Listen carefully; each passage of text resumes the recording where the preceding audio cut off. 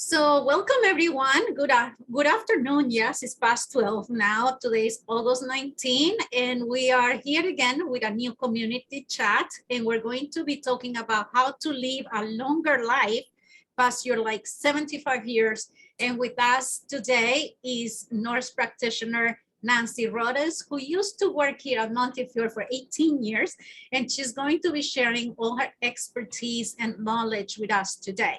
So let me tell you a little bit about her.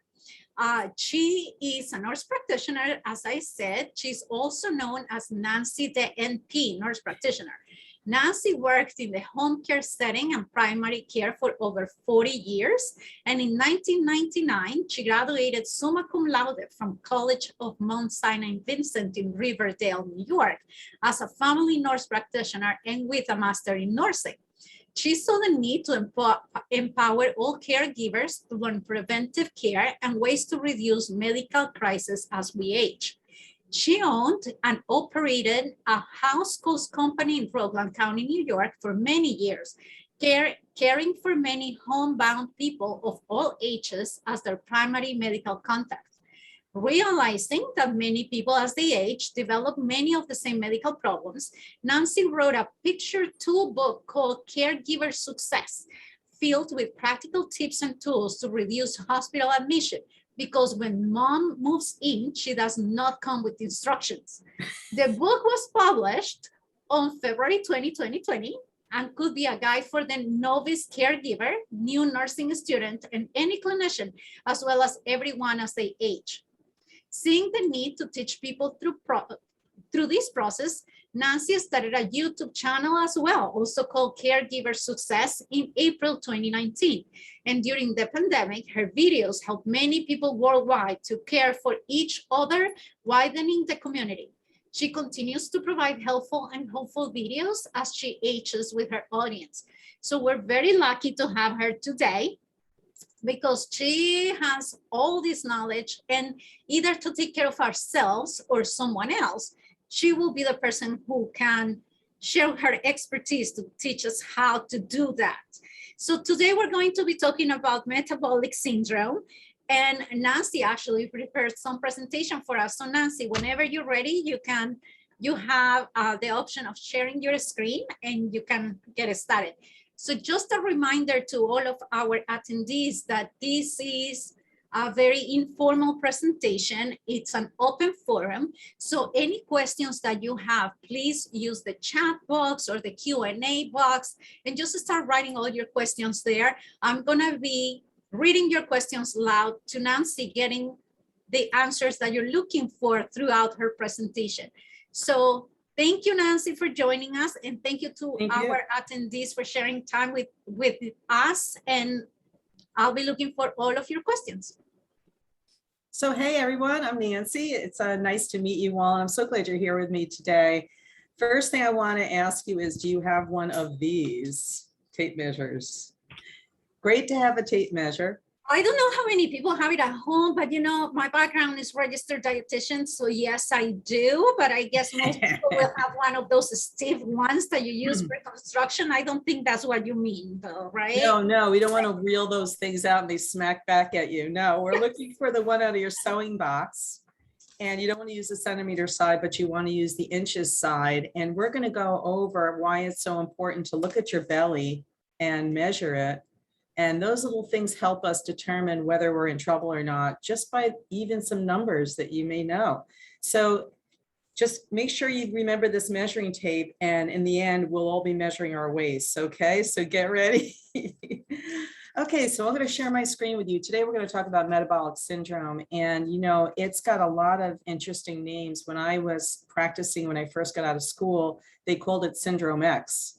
And I was using that a lot with my patients that would come in. And then it revolved into other names. I saw Reven syndrome. And then they also call it the deadly quartet, which is a very scary word. When you think of a deadly quartet, quartet means four things. The four things is obesity, high blood pressure, high cholesterol, and insulin resistance. And those are all disorders that together make metabolic syndrome. And you could have one and not all three. You can have one and not all four. It's when they all come together that this perfect storm occurs and people get inflamed and sick and heart disease. So before we go to the slides, I just want to go over a couple things that is important for you to know, because I don't want to be a wah-wah talking head here. Metabolic syndrome, we many of us know about it. If you have high blood pressure and your clinician says, let's get those numbers down, or your BMI or your weight is very high, let's get your weight down. The clinician is thinking about how to keep you from getting disease, cardiac disease, type 2 diabetes, and the big bad thing called stroke. Prothrombotic states and inflammatory processes all happen. If you think about inflammation from a cut, think about your whole body inflaming. And that's a pretty scary thing. So central obesity is what this measuring tape is all about. Central obesity means your center core, where your belly button is, your umbilicus. And it's also linked to something called now type 3 diabetes, which is Alzheimer's disease. So lots of us can do stuff to help us not get this syndrome. Metabolic syndrome is not the same as insulin resistance. Insulin resistance means that you have high sugar diet. It leads to the insulin in the pancreas to be less able to bind to sugar. And something called beta cells, they poop out. They just run out of steam. And because they can't help remove the sugar from the blood, the sugar in the blood goes up and up and up, and then you'll end up getting diabetes. So let's go on to the slides. I want to show you some stats and take you along with me. I'll hit the share button here. Oops, where do I get in? I'm sorry, I'm having trouble with that share screen. It's not in mine. If you move your mouse, you might see a couple of icons appear at the bottom of your screen, and one of them says share screen in green. I did. Oh, you know what? I'm going to have to go into my PowerPoint. Is that what I need to do? Yes. Oh, got it. And then from there, when your PowerPoint is open, you go back to share a screen, and then you double click on your PowerPoint. Can I do this way? This is a slideshow. You won't see me though. Yeah, that's fine. Okay, so metabolic syndrome, as I mentioned, what it is, it has become. Nancy, we're not seeing your slides though. Oh. Not yet. Anyway. Okay. And show. Let's see. Okay, this is what I was afraid would happen. We're gonna. There is always something. I do this every week, and if we don't have a glitch, yeah, it's just not gonna happen. But now we're looking at your email. Now we're looking at your slides. Great. Let me take you. Okay, so can I leave them on the side, or do you want me to go like from the beginning? Whichever way you prefer. Oh, there we go. Can you see that, everybody? Perfect. And Perfect. I love the blue. It calms me down. It calms you down. Yeah, blue's a great color. I love blue. So here's metabolic syndrome. Hey, there's a lot of global epidemics out there. And if any of you check out my YouTube channel, I did one on fatty liver. I'm doing one on hypertension. We are in an epidemic, not only a pandemic, but there is so many medical conditions that are out there that could be prevented if we just change our lifestyle a little. And that sounds like it's hard to do, but it's really a mindset. But we'll keep going here. And talk about metabolic syndrome. We talked about the three things: syndrome X, the deadly quartet, the Reven syndrome. So we'll just keep moving along. This is something I found on the CDC, prediabetes. Could this be you? So when you look at statistics out there, look at this: 86 million American adults, more than 1 out of 3 of them have prediabetes. And 9 out of 10 of people with prediabetes don't even know they have it. So I know with the pandemic, a lot of us have not gone to our clinician for physical or blood work, and it's time to get back there, because especially with this pandemic, I will say a lot of people put on 15 pounds or more because we were home, we were inactive, we weren't able to get out, we were afraid to get out. And as a result, people are really probably sicker now than they were before the pandemic, not only mentally, because I know it's stressed out a lot of people I knew, and myself as a clinician and a vaccinator in Connecticut. I've seen a lot of stress. and stress can make you sick. So I just want to make sure you get to your clinician, start all over again and say, take a look at me and let's make sure I'm well. All right, and that means blood work and checking your waist measurement. So moving through this, you can see prediabetes can lead to diabetes. The sugar gets high, and we did discuss that. And that's where the inflammation and the prothrombotic situation happens. And did you know that 1 in 3 adults in the US has metabolic syndrome, and more than half of them are over 60? And I'm over 60, and I'm watching my blood sugar. It's 96 fasting. You know, I had to cut back on my carbs, and carbs are in everything. And we'll go over some of that as well. But there's carbs that go right to sugar, and there's carbs that don't. So we'll go over a little bit more about that later. So let's talk about non-Hispanic men. 35% of them have prediabetes, and non-Hispanic women, 36%. So that's a lot of people there. And a couple more important stats. The data from the WHO, the World Health Organization, suggests that 65% of the world's population, they live in countries where being overweight kills more people than being underweight. So you think about Africa or other countries where you see thin people, they're not dying as much as the people that are obese and overweight. And that's pretty interesting. We can do something about that. So let's move on to the next slide. And so you can see how powerful and important this subject is. So what is the definition of metabolic syndrome? First of all, we talked about that measuring tape. If you're a man and you measure your waist across the belly button, it should be under 40 inches. And for a woman, it should be under 35 inches, excuse me. Now, the important thing to do is don't think about that belt you bought. That's a 32-inch belt, and you put it on and your belly flows over the top of it. You want to measure across that waist, right where that belly button is, and go all the way around and be honest with yourself. That means the muffin tops in the back, anything you can grab with your hands and pinch in the front. And I'm doing that right now to myself. So I know I'm a culprit too. So we need to try to get that down below those numbers. And those numbers help you have a goal. If you didn't have numbers like blood pressure readings or cholesterol readings, we wouldn't know where to go, right? So here's some more of the definition components. Elevated triglycerides, we all know what that is. It should be not above 150. That's the preferred number. You want to have it under 150 for your triglycerides. So look at your blood work. By the way, when you go to the clinician office, always take home your blood work, ask for a copy, make a folder, and as your months go by, compare your notes, get proactive, look at your numbers. Look at this 3 months, look at last 8 months, see where you are, see if you're doing better or worse. And it's all with the numbers will help you. And Also, now, go ahead, sorry, Sandra. I would dare to say that, you know, not every time that you go to the doctor, not every year when you go to the physical, they order a lipid profile.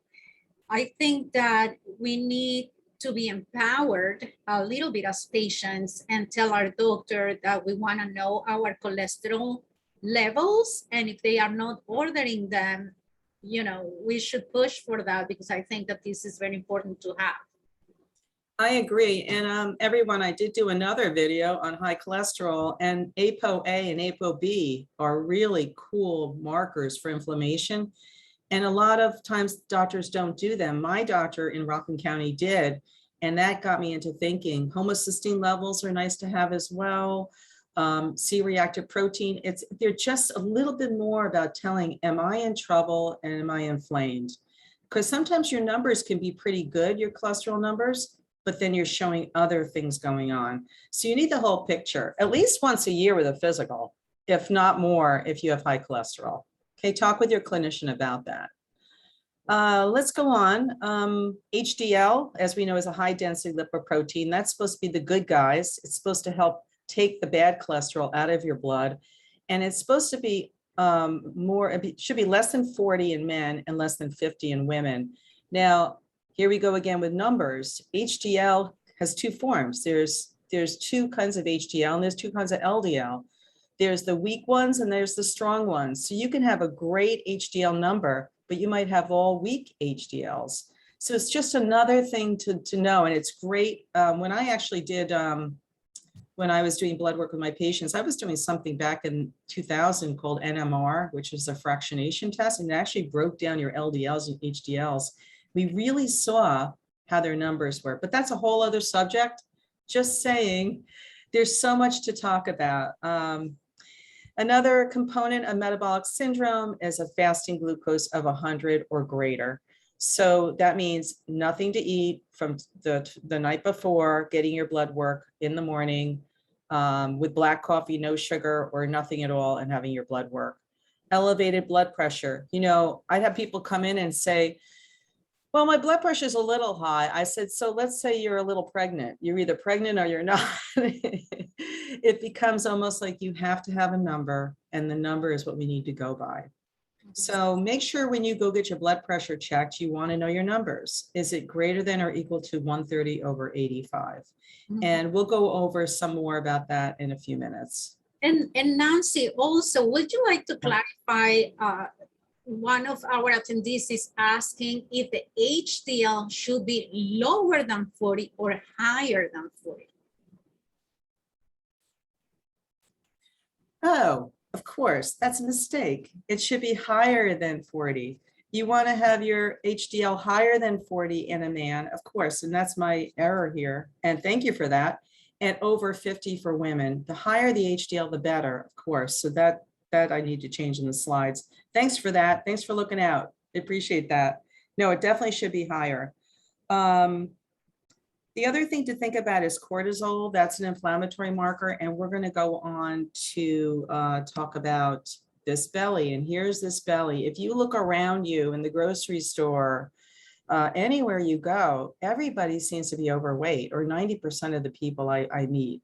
You know, the pear shape is when you have the bigger butt and a little waist. And those people are not prone to diabetes and health issues, but the people who have this belly situation is where the viscera, which is the organs in your belly, are there is fat around these organs, and that fat does not allow us to have good ability to process sugar. So when you have this visceral fat, as we call it, or adipose tissue, it secretes something called leptin and other inflammatory chemicals, and then it impairs those beta cells we talked about in the pancreas. So the best thing you could do is get rid of the fat around your organs so the sugar and the pancreas can work better to remove the sugar from your blood. So if you want to lose weight, you should reduce your calories by 1 to 2 pounds a week, just to get rid of 1 to 2 pounds a week. And we'll talk about a little calculation you can use. You know, it's always good to see a nutritionist, or you can even go to the grocery stores now and have a nutritionist walk you around the store and tell you how to find the right foods to eat. We are eating out of too many boxes, too many pre-made foods, even frozen foods, if you look at what they put in them to preserve them, frozen pizzas and whatever. So always shop at the outside perimeter of the store, not in the center where the chips are and the sodas and the pretzels and the boxed rice-a-ronis and things like that. Fresh is best. So I have all over my counter right now, my garden. I got like a gazillion of these and a gazillion of these.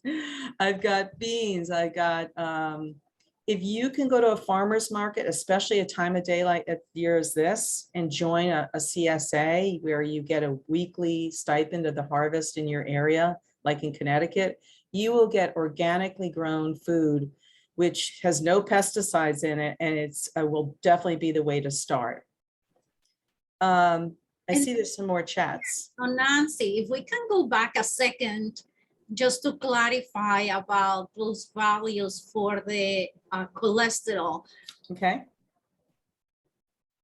Yeah, that's confusing when I did it that way, and I'm sorry. So I think that I think it's important for people to know HDL cholesterol is the good cholesterol. LDL cholesterol is the bad cholesterol. Right. So for LDL, if it's 70 or higher, because it's bad, the lower it is, the better. But for HDL, which is the good one, it's good to have it as high as possible because it's good, right? So if you don't have enough of it, so if it's less than 40 for men or less than 50 in women, yes, that will be an indication of metabolic syndrome. That's right. With all these other factors. Because metabolic syndrome, the way that I used to explain it to patients is like, that's why I like the name of syndrome X, as you were saying, a stroke. I was like, if you have all of these together, it's like you have the four corners and you go boom, that's how I explained it. So one of them by itself or two of them would not make metabolic syndrome. You have to have all four to classify as metabolic syndrome or syndrome X and be closer to a stroke. Or deadly quartet, which is a name I'd never forget. Like, okay, X, you're out.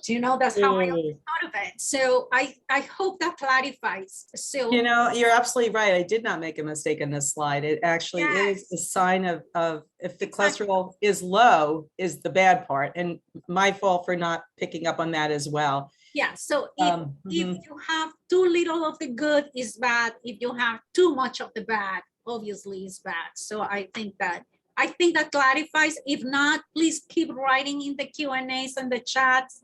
Yeah, exactly. Also, I do want to say as many times as possible. All right, let me confuse this a little bit more without being too confusing. HDL can be as high as you want, but too high is also not good. I've had people with 100 HDL. And 100 HDL means there's something else going on. But you know what? That's another story, and I don't want to confuse you. All I'm saying is you want to get over 50 for a woman for an HDL and over 40 for men. And if you can get that fractionation test I mentioned, you'll even get to know more about how good are your HDL and how good are your LDLs. And that's something you might want to ask. Let's move forward a little. Any other questions? I'll stop at this slide, or we can keep going. Can continue. I think we're in a good space now. Yes. Okay, so let's talk about blood pressure for a minute. And I think a lot of people, this is a very interesting thing that I've run into along the way. When people get their blood pressure checked, you should have your feet on the floor. You shouldn't have coffee before you go to your appointment or anything that's going to stress you out. In other words, if you have a fight with somebody, you show up at the doctor's office, you better say, I need 10 minutes to chill before they take your blood pressure. Blood pressure should be checked in both arms, and your arm should be at the level of your heart. I remember people coming into my office and they'd sit in the chair on the examination table, and the table was in the same position every time they came, and everybody always did their right arm. And one day I checked the person's right arm and their left arm. And the number that's the higher number is your real blood pressure reading. So when my patients came in, their feet were on the floor. They sat for a minute. They didn't talk while I did the blood pressure. I didn't talk to them, and I did both arms. And it's important to have both arms done. So that's another part of being proactive. Make sure you get both of your arms done, because the one that's the higher arm is the one that you could have high blood pressure and never even know it, because everybody checked your right arm for the last 5 years and never checked your left one too. So always do both, just on the side, okay? Normal blood pressure should be under 120, and diastolic it should be under 80. And that we all know from our numbers. Pre-hypertension is 120 to 139. I'm going to use my cursor here.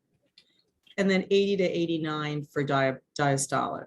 Okay. And then type 1, which is where you actually have hypertension, is anything over 140 or over 90 should be treated. Now they're kind of laxing on when to treat people, so we're going to go over that in a second. Type 2 hypertension, the next stage up, or stage 2 hypertension, is over 160 or equal to that number for systolic, or over 100 for diastolic. Okay, so I think you guys all know about these numbers, just if you have hypertension and you know your goals. You can get an Omron blood pressure cuff yourself. Make sure the cuff is the right size. If it's too small, it's going to make your readings higher. If it's too big, it's going to make the readings lower.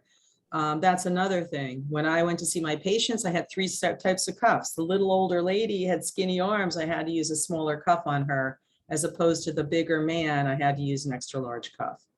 So cuffs are important as well. Hope that helps you get the right reading, everybody. This is a lot of words here. We're just going to talk about our goals a little bit.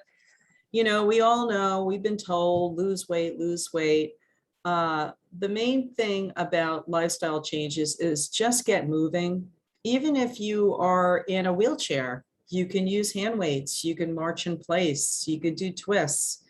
You know, you may have to reduce your diet because of your calories because you're not active. And of course, that changes everything. Physical inactivity is the name of the game. If you just get out and walk, even walk is fine. Moderate intense activity, at least 30-minute, moderate intensity physical activity, at least 30 minutes of continuous or intermittent, 5 days a week, or even 60 minutes, 3 days a week. Let's say you can exercise every day. You can do it like 3 days a week and just go for a walk. Okay. It's also nice to get out, take your umbrella, and if it's raining, and walk. You know, it's nice to walk in the rain. It doesn't have to be sunny. And if it's hot, like it's been, just go early in the morning or later in the evening, like I do. So the United States Preventive Services Task Force says behavioral changes is the name of the game. We need to figure out how to lose weight and to change our diet to reduce the chance of diabetes. And, you know, it takes the readiness of a person. You know, you have to say, you know what, I'm tired of being tired and overweight and feeling crummy. I want to feel different. I found that a lot of people, when they retire, are in the better shape of their lives because they didn't have the 12-hour drives to work and traffic and all that. Now they had time to take care of themselves, eat better, sleep a little more. But for those that are still working hard, you got to carve out time for self-care. We all do. Also look for social support. You know, look for friends who want to walk with you every day. Have your walking club. Meet at the mall now that you can, you know, just wear a mask and do that. And so you can also calculate your daily caloric intake. And I don't want to do, I might be a little wrong at this, right, Sandra? If you take your weight and you multiply by 15, if you're active, is that how many calories you are allowed to eat a day? It really depends on your initial weight. So it could be 10, 15, or 20, depending on what your weight is. So usually what we say is that 15 is if you are at normal weight, 10 if you need to lose weight, because of course you need less calories, and then, you know, 20 if you're underweight and you need to gain some weight. Now, if you need to gain weight, well, of course, the recommendation is not to go crazy and eat a lot of fat, but on the contrary, try to build your muscle mass so that you gain weight, but you're also healthier as you do that. Yeah. Hey, one more thing I need to bring up, everyone, that I did not bring up, and this makes this metabolic syndrome even scarier, is that we talked about cardiovascular disease and you landed getting diabetes, maybe stroke, but you can have fatty liver, you can get gallstones, you can get polycystic ovary syndrome, gout, kidney disease, asthma. It's linked to malignancies of the kidney, gallbladder, colon, prostate glands. You know, pre-diabetes that leads to diabetes leads to blindness, kidney failure, you know, stroke, loss of toes and legs and feet. You know, there's nothing good about metabolic syndrome, you know, and if you know you have one or two of the components and you know where you're leaning to that X, reverse it. You know, you have the crystal ball to say, I can change this, you know, I just need to know how. Tell me how. So if you have anybody in your family with these symptoms and syndrome and disorders, show them this video or information and we'll help them out. And we have another question, Nancy. Yes. And you tell me if you want me to answer it. It says, is BMI applicable to all racial groups? Because I have been told that it's too low for African Americans. Yeah, you know, tell us more, because, you know, BMI, they say stand on a scale and this is your weight, but nobody checks your, you know, people who are very muscular and have dense body, you know, bodies weigh more than the flabby skinny girl. Yeah, exactly. So the interesting thing is, indeed, we have two different ranges for BMI, but unfortunately, that's not the case for African Americans. It is for Asians. Those Asians tend to be smaller and thinner. So what we call normal BMI for most of us is between 20 and 25, while for Asians is 18 to 22, 23. The thing is that that's why there is a range, right? Like, for example, I am a smaller, I would say petite, so my BMI should be 20, 21, 22. If I were more like of the African American type that tends to be a little bigger, more muscular, stronger, then you could be 23, 24, 25. That's why there is a range. But you know, it's always 20 to 25. And when they did the studies to come up with these numbers, they actually took people from all ethnic groups. And that's why there is that range. And that's why we have a separate number for Asians. But yeah, so no, it's still 2025. In short, it's still 2025 for African Americans as well. And yeah. Okay, so answer, I see some more chats going on. Oh, is that just a chat but not questions? Okay, should we keep going? Yes. Okay, good. These are wordy slides. Sorry, everybody. We'll take what we can from them. I just wanted to make sure people knew that we are looking at your LDL, we are looking at your HDL, the high-risk people, and blood pressure readings. And we'll go into another slide that's a little less wordy. Sorry about this. So let's go on because I think it's going to get us stuck here. You know, elevated blood pressure, this is a good one. We found out, and I'm going to go over the JNC, which is a model for blood pressure screenings. It says here to reduce your blood pressure to achieve at least under 140/90. We want to get it under 130/80 if you have diabetes. And for blood pressure greater than or equal to 120/80, you initiate or maintain lifestyle modification first. In all people with metabolic syndrome, I can't see the rest of my slide. Oops, let me go back. Physical activity. So when you go to the doctor or your clinician and they say, wow, your blood pressure is going up, I'm checking both arms. They'll ask you, what's going on in your life? Oh, well, I just got divorced, or you've had a death in the family, or something stressed you out. You know, I'm eating more, I'm drinking alcohol more, I'm depressed. You know, before you get put on a medication of any kind, let's go through what is going on with you, because, you know, medications are not the answer to everything. We need to figure out how to control our own bodies by reducing our weight, reducing our smoking, reducing our alcohol, increasing our activity. There's a lot in yoga. There's a lot of medical qigong. There's a lot, and I've found all that. Even to get rid of your fatty liver, you could do medical qigong. Look it up. It's very, very, very cool. You know, Chinese medicine has been around for centuries. We should embrace a lot of things that are going on in not only Western medicine, but Eastern medicine. So keep your mind wide open to other ideas of how to lose this weight and to reduce this condition, okay? Elevated glucose we know is a problem. If you have an impaired fasting glucose, which is over 100 and under 126, you're considered still pre-diabetic, but why don't we push that number? Why don't we push it below? Stop putting sugar in your coffee. Stop eating vanilla in your yogurt.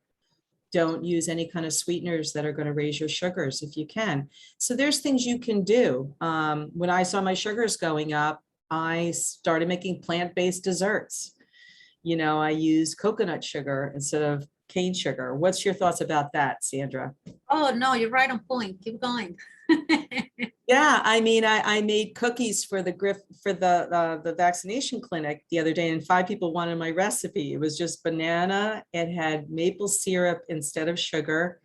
It had craisins, and there was nothing bad in them. Actually, you have to freeze these cookies because they only last a week. Mm-hmm. There's nothing like an Oreo in them, you know? Yeah. And so people love that. And I'm like, you can eat 5 of these and they're actually like a meal, you know? So think about plant-based desserts, everybody, too, because you can have your sweets, but they have to be good stuff, okay? I know I'm a yacker. I'm just taking you through all the things that I think are important, and some of this mishmash is great, but I want you to get the tools to get by, and that's the important thing here. This was just a table of abbreviations. When you're online and you see all this TGs and BPs and CVDs and whatnot, they all have words that go with them. You can always Google it and find out, because it's alphabet soup out there. And, you know, it could push you away from learning how to read your blood work and what's going on. I will tell you that in my video I did on hypercholesterolemia, I did do a calculation of your 10-year risk for coronary heart disease, and I put it on there so you can actually go online and do your own. Sometimes it's good to figure out where you're at, or even when you go to the doctor's office, ask them to do this risk for you and plug your numbers in. Are you female? Are you white or black? What's your weight? What's your blood pressure? Did you smoke? Are you diabetic? And then you can figure out your risk. Very, very cool. That's a really great tool. You can go online and look at that. One more very, very interesting thing I came up with was the heart scan. I don't know if any of you guys know about this, and we're not running out of time yet, but my doctor wanted to increase my cholesterol medicine because I am a menopausal woman with a family history of high cholesterol. And I wouldn't take high cholesterol medicine for it for a while.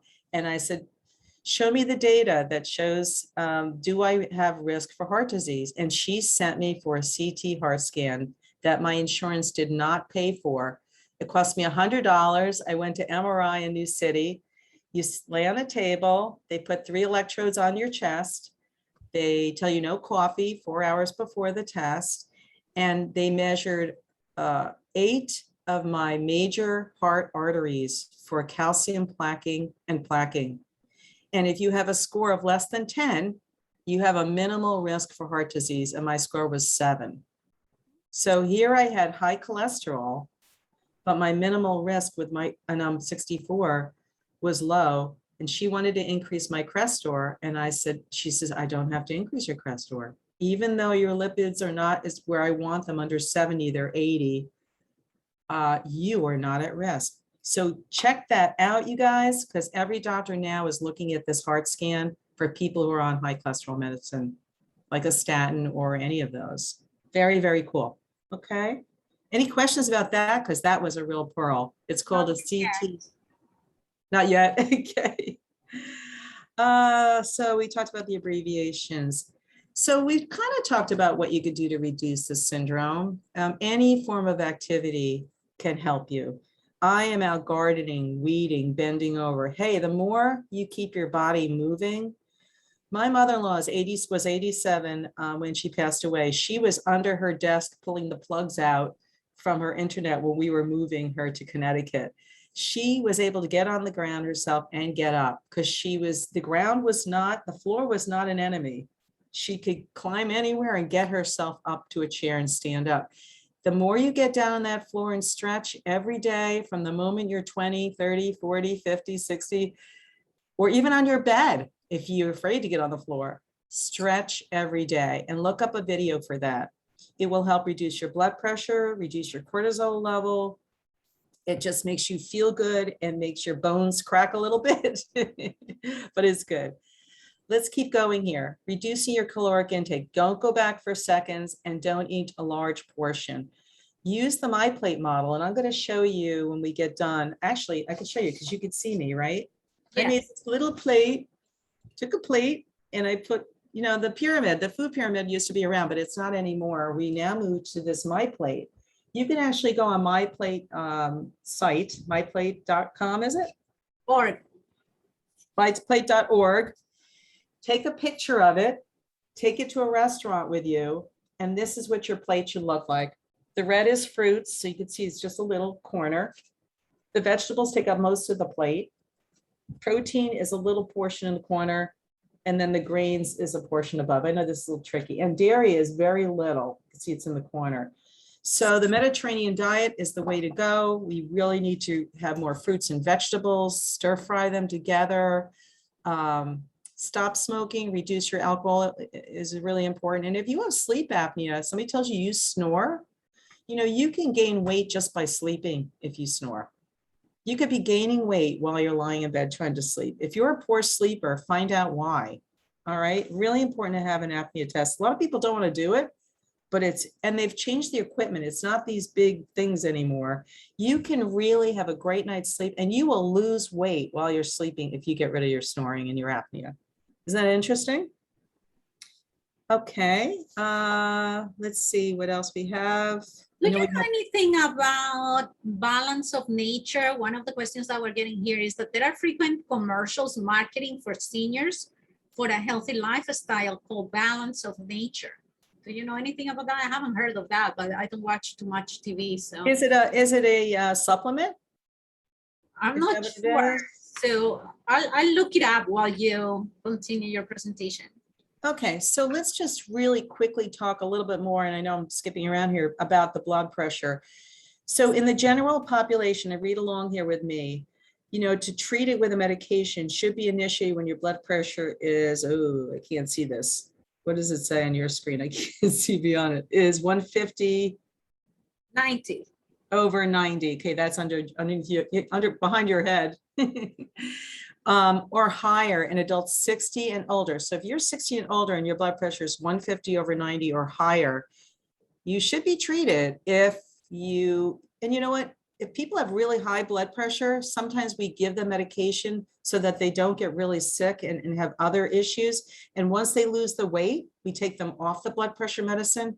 But if you are over 60 and it's 150 over 90, you need to probably be started on something. And then once you lose that weight, we could take you off of it. It's if it's been going on for a year or two, we just can't let you stay at that number. Sorry, it's just not going to happen.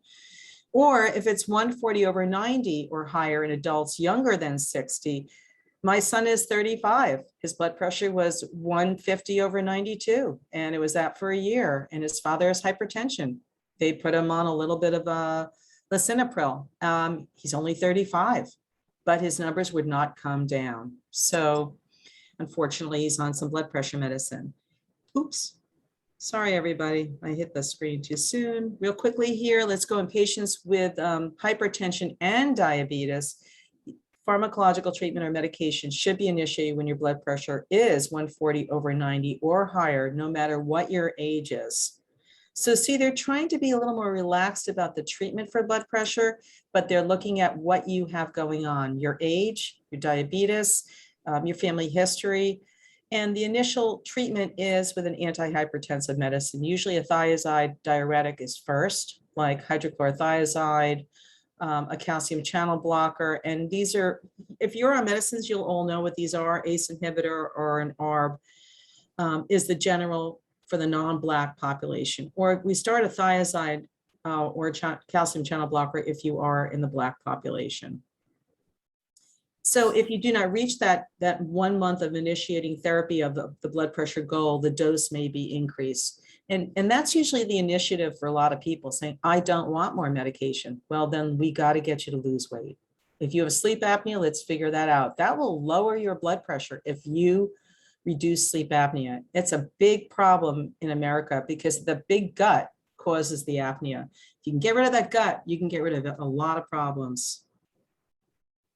Anything you want to add to that, Sandra? I know we're running out of time. I looked up the balance of nature, and I have to say, as a dietitian, I don't usually recommend supplements unless medically necessary. So yes, it seems to be a supplement that gives vitamins and fiber and everything that is in fruits and vegetables. And what they are recommending is that you eat this supplement instead of fruits and vegetables. So I will say no to that.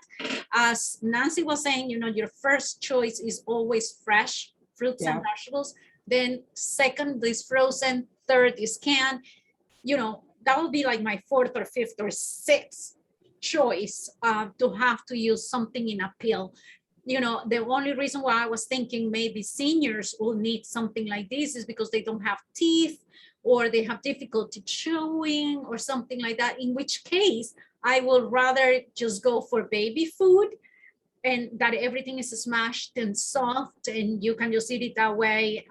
You know, again, I'm not a fan of supplements, and especially if they're recommending not to eat the fresh and do the supplements instead, doesn't make too much sense for me. I agree with that. And you know what? Get one of those bullets, the magic bullet. Right. You could put kale in there, wheat germ. You could put your favorite, you've got to watch the sugary drinks, like even cranberry juice, even if it doesn't come from cocktail, has sugar. So I'm just talking about if you want to get mom to drink, you can mix up a wonderful drink in your bullet, and all the vegetables could be drunk with a straw. Drunk with a straw. Right. So make it simple, but stay fresh if you can. I also want to tell you that the CDC has a little tool. I love these tools, and I'll put it up in the chat for you guys. It's for the prediabetes risk quiz. And it's at the www.cdc.gov/diabetes/prevention. Really cool. You put in your information and it will tell you, are you at risk for prediabetes? And if you don't know if you have that, I'll stick it in the chat right now. Just so that you have it. Like I said, I do have I put in the beginning of this presentation my YouTube channel if anybody wants to see more stuff. I have over 130 videos right now of all sorts of things that could help you and your family members. I'm looking at us all aging together and staying out of the hospital. That's the goal. So this site is really cool, and I'm just typing it in for you. And I know we're running out of time, right? How are we doing with time? Yeah, we have 10 minutes left. Oh, good. We're good. I'm spelling prevention wrong. But if you go to the myfacebook.com caregiver success, I'll put these things up there as well. And you can actually click on them and go right to the links. So this is the site. I hope that works. That's what it says on my notes here. Because those are the things that help you be proactive on your own. You're silently making decisions about things after you've done your, and when you go to the office to see your clinician, don't expect them to just own you. Have a conversation. Know your questions like you're asking me. Make sure that you look things up. You can Google anything now. So it's important that you do that. And I'm not saying Dr. Google is great, but I'm saying if you look at sites like the JNC or Mayo Clinic or, you know what I'm saying? Mayo Clinic is wonderful. Yes. It talks about everything. And I use it in a lot of my videos in a very lay way because it's very clear to understand, from osteoporosis to skin cancer. Great, great, great site. So check that out, Mayo Clinic, everybody. Now this is your deal, Sandra. I stuck this in here just for you. You could explain. No, basically, I feel that as dietitians, and especially working in the community, we have moved away from this a little bit, and we're using MyPlate more, which is what you just showed. Okay, good. Because definitely, what this shows is that we're still eating a lot of carbs, and this doesn't really benefit the new way of eating, which is variety of fruits and vegetables, and mostly fruits and vegetables and grains and whole grains, especially, like brown rice, brown pasta, things like that, because it just shows a whole bunch of carbohydrates here. And most people, when they think carbohydrates, they think of the refined carbohydrates, like the white bread and pasta and rice. But really what the Mediterranean diet calls for is, whole grains. So you said it before. Yeah, use the plate, take a picture of it, carry it with you. And I'll tell you what, that's a little tool you have on your phone. Your phone is great. You could do a lot on that phone. And if you go to myplate.gov, it also will give you like plenty of recipes and menus and things like that that you can do at home that are pretty simple. So yeah, if you like to cook, it's really good to do that. Just spend a day doing that.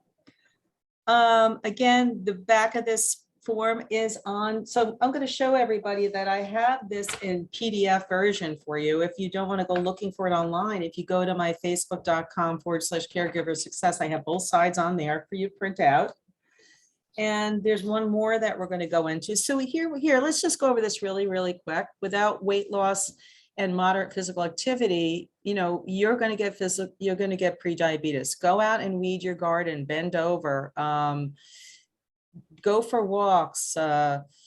Even if you go to the end of your driveway with your cane and walk back, do it like 3 or 4 or 5 times a day. You could sit near the TV and watch the news if you want to watch the news and just use little weights, you know, little things. Get your hands up over your head, move, keep it moving. I can't explain that enough. So many people are stiff in their 50s. And I'm like, it doesn't have to be this way, you know. People who have diabetes are at higher risk of serious health conditions. And we went over this, blindness, kidney disease. So we won't belabor that. And I don't want to be here to scare you. We're not scaring, we're just preventing. This is called a crystal ball. You know, how can we prevent medical crisis? This we know is fact. If we can reduce our problems, sleep better, eat better, get more exercise. And I'll say one more thing that I've learned along the way is finding your purpose. And I know I'm sounding a little maybe spiritual or out there, but you know, as we get older and we retire and you no longer have this identity of your job, what are you going to do with yourself? Find something that makes you feel purposeful.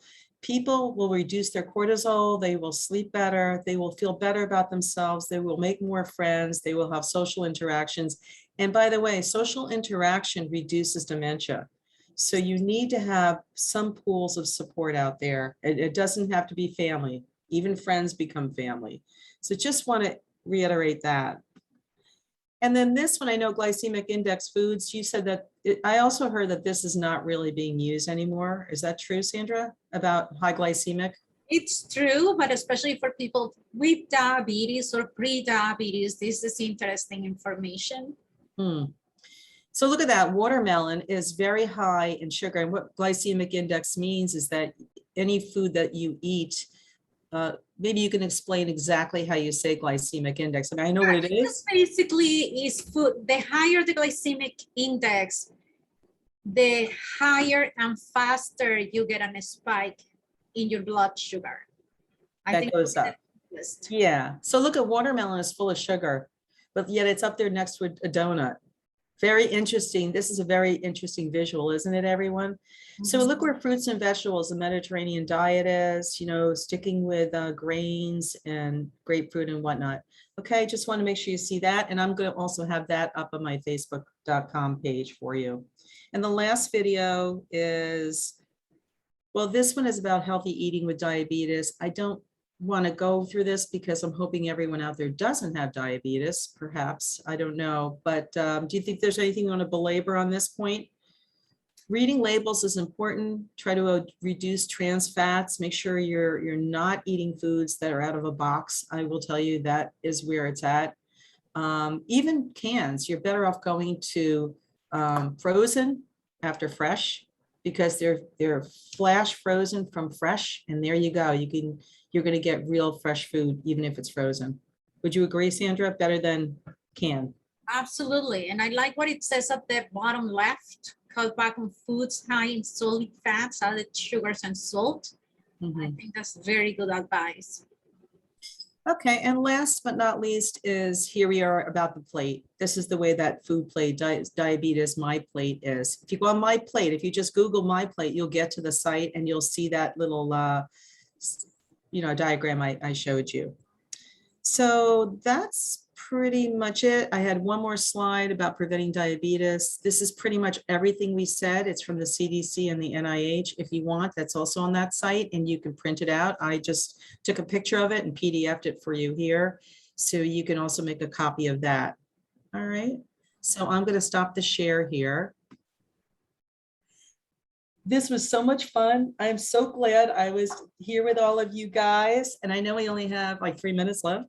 Yes, we have only 3 minutes left. So everyone, if you have any questions, please rush to write it down so that we can get to them. But so far, Nancy, thank you so much for explaining all of this. And especially, and I told you before when I was seeing your presentation, I love the fact that you gave us specific tools that we can put in practice and actually bring home and start doing, if not for ourselves, for our loved ones who we feel might be, hopefully they don't have metabolic syndrome yet, but if they are on that way, it's definitely reversible, which is the great thing Exactly. about it. We just have to do something.